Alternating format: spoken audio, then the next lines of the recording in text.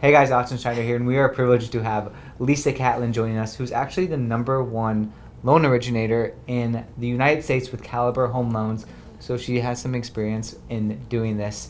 And today we want to talk a little bit about transplants moving to the U.S. and how they can actually get a house. So especially in the Seattle area, we have a lot of people moving here from Microsoft, Amazon.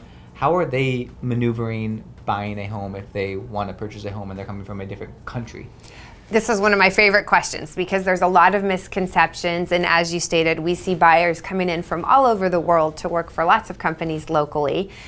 You can get a mortgage in the U.S., same as a U.S. citizen, as long as you have a valid visa that's valid through closing and enables you to work in the U.S. So that's the key. You need to be able to work. As long as you've got a valid working visa that we can verify, then you could be eligible to get a mortgage. Awesome. And what about if they come to the U.S. but they don't have a credit score?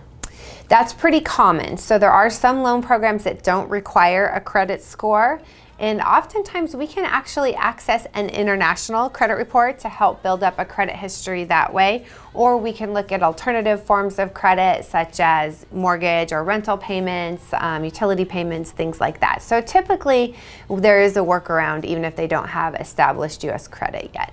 Cool. And what about assets needed? If you need to have this amount of assets to purchase a home, what does that kind of look like?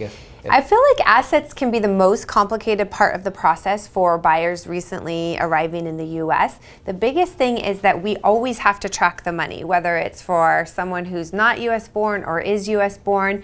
We always want to see, where did the money start, how did it travel, and where did it end up? So as long as we can source it, we can paper trail the money back to an international account, that's fine.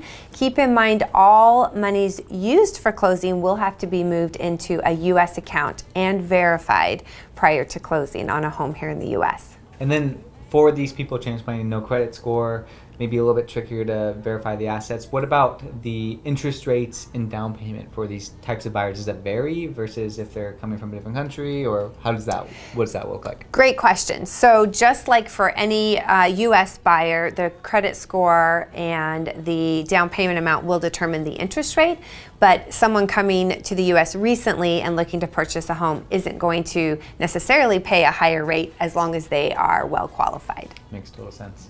All right, guys, thanks so much for watching. For more on this, to learn more about purchasing a home if you're newly moved to the U.S., visit us online at themortgagereports.com. Thanks so much for watching. We'll see you on the next one.